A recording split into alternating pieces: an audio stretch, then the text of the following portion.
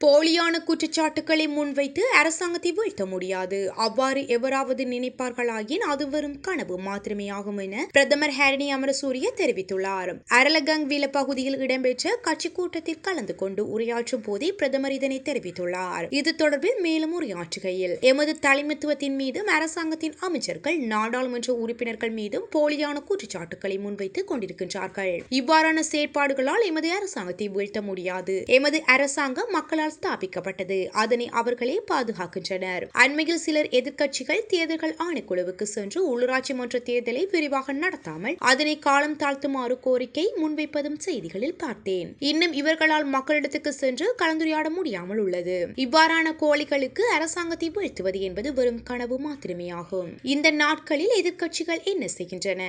எமது அரசியல் கொள்கை பிரகடனம் மற்றும் எமது அரசியல் கலாச்சாரத்துடன் அவர்களுக்கு மோதிக்கொள்ள முடியுமா?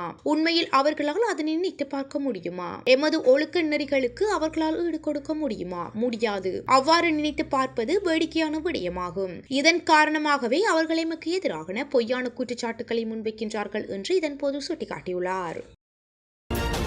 8வது இந்திய பெருங்கடல் மாநாட்டின் போது இலங்கையின் முன்னாள் ஜனாதிபதி ரணில் விக்ரமசிங்க இந்தியாவின் வெளியுறவு அமைச்சர் எஸ். ஜெய்சங்கருடன் கலந்துரையாடியுள்ளார். இதன்போது பிராந்திய ஒத்துழைப்பு மற்றும்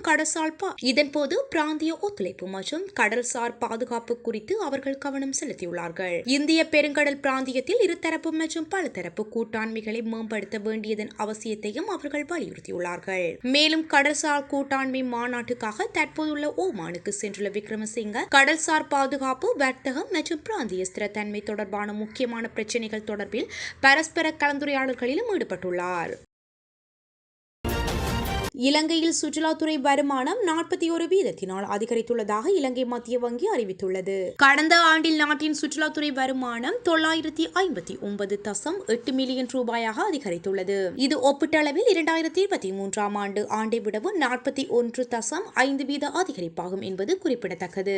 2023 ஆண்டில் சுற்றுலாத்துறை துறையின் வருமானம் 678.5 மில்லியன் ரூபாயாக காணப்பட்டது. 2024 ஆண்டில் இது 281.3 மில்லியன் ரூபாயினால் அதிகரித்துள்ளதாக மத்திய வங்கி வெளியிட்டுள்ள அறிக்கையில் குறிப்பிடப்பட்டுள்ளது. 2024 ஆண்டு டிசம்பர் மாதத்தில் மட்டும் சுற்றுலாத்துறையின் மூலம் கிடைத்த வருமானம் 105.6 மில்லியன் ரூபாய் என மத்திய வங்கி அறிக்கையில் குறிப்பிட்டுள்ளது. வாகனங்களை இறக்குமதி செய்யும் போது ஜப்பானின் முன்னணி வங்கிகள் எதுவும் இலங்கையின் கடன் கடிதங்களை ஏற்றுக்கொள்வதில்லை என இலங்கை இறக்குமதியாளர் சங்கம் தெரிவித்துள்ளது. வாகன இறக்குமதியில் ஏற்பட்டுள்ள பிரச்சினைகளுக்கு அரசாங்கம் அவசரமாக தீர்வுகளை வழங்க வேண்டும் என்று கொழும்பில் நடைபெற்ற செய்தியாளர் சந்திப்பில் சங்கத்தின் தலைவர் இந்திகா சம்பதி மெர்ஜிகே தெரிவித்துள்ளார். சுமார் 5 ஆண்டுகளாக தற்காலிகமாக தடை செய்யப்பட்டிருந்த தனியார் போக்குவரத்துக்கு பயன்படுத்தப்படும் வாகனங்களை 1ஆம் தேதி முதல் மீண்டும் இறக்குமதி செய்ய அனுமதிப்பதற்கு அரசாங்கம் நடவடிக்கை எடுத்துள்ளது. இங்கு தனிப்பட்ட பயன்பாட்டுக்காக பயன்படுத்தப்படும் மகிழுந்துகள் மற்றும் வேன்கள், பொது போக்குவரத்துக்காக பயன்படுத்தப்படும் பேருந்துகள், பொருட்களை கொண்டு செல்ல பயன்படுத்தப்படும் வாகனங்கள், சிறப்பு நோக்கங்களுக்காக பயன்படுத்தப்படும் வாகனங்கள், முச்சக்கர வண்டிகள், உந்துருளிகள் மற்றும் மோட்டார் இயந்திரங்களை பயன்படுத்தாத பிற பொருட்களை இறக்குமதி செய்ய அதிவிசேட வர்த்தமானி மூலம் அனுமதி வழங்கப்பட்டுள்ளது. வாகன இறக்குமதி தடை நீக்கம் குறித்து கருத்து தெரிவித்த ஜனாதிபதி அன்ருகுமார திசாநாயக்க இது மிகுந்த கவனத்துடனும் எச்சரிக்கையுடனும் மேற்கொள்ளப்பட உள்ளதாகவும் கூறியிருந்தமை குறிப்பிடத்தக்கது. பாடசாலை மாணவர்களுக்கு 6000 ரூபாய் கொடுப்பனவு வழங்கப்பட்டு வருவதாக தொழிற்கல்வி பிரதி அமைச்சர் நளின் ஹேவகவே தெரிவித்துள்ளார். ஊடகம் ஒன்றுக்கு கருத்து தெரிவிக்கும் போதே அவர் மேற்கண்டவாறு குறிப்பிட்டுள்ளார். மேலும் கருத்து தெரிவிக்கையில் 300 மாணவர்களுக்கும் குறைவாக உள்ள பாடசாலைகளில் கல்வி கற்கும் மாணவர்களுக்கு எழுது பொருட்கள் மற்றும் பாடசாலை உபகரணங்களை கொள்வனவு செய்வதற்கு 6000 ரூபாய் கொடுப்பனவு வழங்கப்பட உள்ளதாக ஜனாதிபதி அன்ருகுமார திசாநாயக்க தெரிவித்திருந்தார். அதே நேரம் பொருளாதார சிரமங்களை கொண்ட குடும்பங்களைச் சேர்ந்த 1,25,000 அதிகமான மாணவர்களுக்கு 6000 ரூபாய் கொடுப்பனவை வழங்க நடவடிக்கை எடுக்கப்பட்டு வருவதாகவும் அமைச்சர் இதன் போது சுட்டிக்காட்டியுள்ளார். இதேவேளை 17ஆம் தேதி நாடாளுமன்றத்தில் தாக்கல் செய்யப்பட்ட உள்ள வரவு செலவு திட்டத்தில் அரசு துறை ஊழியர்களுக்கு சம்பள உயர்வு முன்மொழியப்படும் என்றும் அவர் குறிப்பிட்டுள்ளார். அஸ்வெசும நலத்திட்ட உதவிகளை பெறும் குடும்பங்களில் மூத்த குடிமக்களுக்கும் தபால் மற்றும் துணை அஞ்சல் அலுவலகங்கள் மூலம் மாதாந்த உதவித்தொகை வழங்கப்படும் என்று தேசிய மூத்த குடிமக்கள் தலைமைச் செயலகம் தெரிவித்துள்ளது. இவ்வாறு உதவித்தொகை பெற உள்ளவர்கள் 70 வயதுக்கு மேற்பட்டவர்களை தவிர்ந்த மூத்த குடிமக்கள் எனவும் தெரிவிக்கப்பட்டுள்ளது. அதன்படி இதுவரை அஸ்வெசும உதவித்தொகை பெற்று வரும் மூத்த குடிமக்கள் இந்த மாதத்துக்கான உதவித்தொகையை 20ஆம் திகதி முதல் தபால் மற்றும் துணை அஞ்சல் அலுவலகங்களில் இருந்து பெற முடியும் என்று தேசிய மூத்த குடிமக்கள் தலைமைச் செயலகம் மேலும் குறிப்பிட்டுள்ளது. இதேவேளை இந்த மாதம் 17,25,795 குடும்பங்கள் அஸ்வெசும திட்ட கொடுப்பனவுகளை பெறுகின்றமை குறிப்பிடத்தக்கது. ஜாழ்ப்பாணம் சாவகச்சேரி பிரதேச செயலக உதவி பிரதேச செயலாளர் தமிழினி சதீசன் ஜாழ் போதனா வைத்தியசாலையில் சிகிச்சை பலனின்றி உயிரிழந்துள்ளார். அவர் இன்று காலை சிகிச்சை பலனின்றி உயிரிழந்துள்ளதாக செய்திகள் தெரிவிக்கின்றன. அண்மையில் தீயில் எறிந்த நிலையில் ஜாழ் போதனா வைத்தியசாலையில் சிகிச்சை பெற்று வந்த நிலையில் சிகிச்சை பலனின்றி உயிரிழந்துள்ளார். உயிரிழந்த உதவி பிரதேச செயலாளர் தமிழினி சதீசன் நேர்மையாக துடிப்புடன் மிகச்சிறந்த சேவைகளை சாவகச்சேரி பகுதி மக்களுக்கு வழங்கி வந்தவர் என பிரதேச மக்கள் தெரிவித்துள்ளனர்.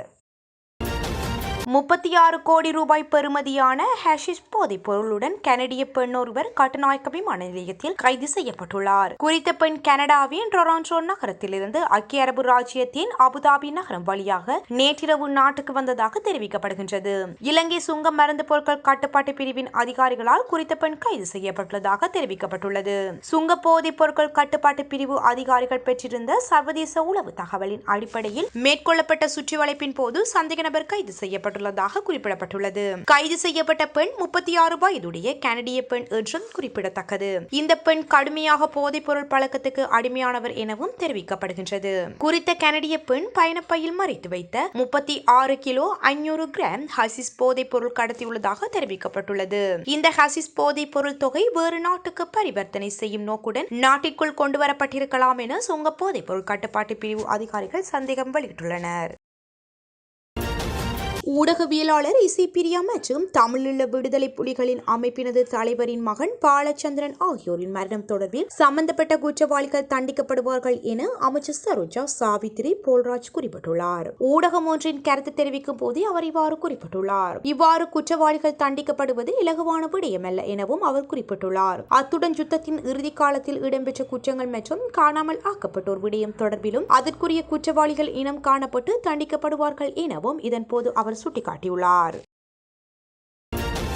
யாழ் வடமராட்சி கிழக்கு வெற்றிலைக்கேணி பகுதியில் வீதிகளில் தங்களது பெயர்களை எழுதி காதலர் தினத்தை இளைஞர்கள் கொண்டாடியுள்ளனர். கடந்த 14ஆம் திகதி காதலர்கள் காதலர் தினத்தை கொண்டாடியிருந்தனர். இந்நிலையில் யாழ்ப்பாணத்தில் வீதிகளில் நிறப்பூச்சிகளால் தங்களது பெயர்களையும் காதல் வசனங்களையும் பெரிதாக எழுதி கொண்டாடியுள்ளனர். வடமராட்சி கிழக்கு வெற்றிலைக்கேணி பகுதியில் வீதிகளில் தங்களது பெயர்களை எழுதியுள்ளமை பல்வேறு தரப்பினரிடமிருந்து விசனத்தை ஏற்படுத்தியுள்ளதுடன் வீதிகளை இவ்வாறு அசுத்தப்படுத்தியுள்ள செயற்பாடு முகம் சுளிக்க வைக்கின்றது.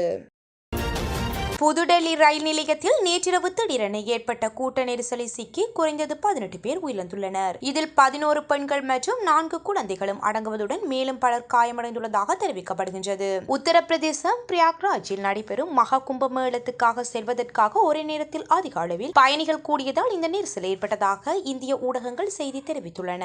தகவல் அறிந்து அங்கு விரைந்து சென்ற தீயணைப்பு பிரிவினர் மீட்பு பணிகளில் ஈடுபட்டு நெரிசலில் சிக்கி காயமடைந்தவர்களை வைத்தியசாலைக்கு அனுப்பி வைத்துள்ளனர். சுமார் 1500 முன்பதிவு செய்யப்படாத ரயில் டிக்கெட்டுகள் விற்பனையானதும் ஸ்வதந்திராத சேனானி எக்ஸ்பிரஸ் மற்றும் புவனேஸ்வர ராஜ்தானி ஆகிய ரயில்கள் தாமதமாக வந்தும் இச்சம்பவத்துக்கு காரணம் என ரயில்வே துணை போலீஸ் கமிஷனர் தெரிவித்துள்ளார். கூட்ட நெரிசல் ஏற்பட்ட பிறகு புதுடெல்லியில் ரயில் நிலையத்தில் நிலைமை கட்டுப்பாட்டுக்குள் வந்துள்ளதாகவும் நெரிசலை தவிர்க்க சிறப்பு ரயில்கள் ஏற்பாடு செய்யப்பட்டுள்ளதாகவும் இது குறித்து முறையான விசாரணை மேற்கொள்ளப்படும் எனவும் ரயில்வே துறை அமைச்சர் அஸ்வினி வைஷ்ணவை தெரிவித்துள்ளார். கூட்ட நெரிசலை சிக்கி பலியானோர் குடும்பத்துக்கு இந்திய பிரதமர் மோடி, அந்நாட்டின் பாதுகாப்பு அமைச்சர் ராஜ்நாத் சிங், டெல்லி துணைநிலை ஆளுநர் உள்பட பலர் இரங்கல் தெரிவித்துள்ளனர்.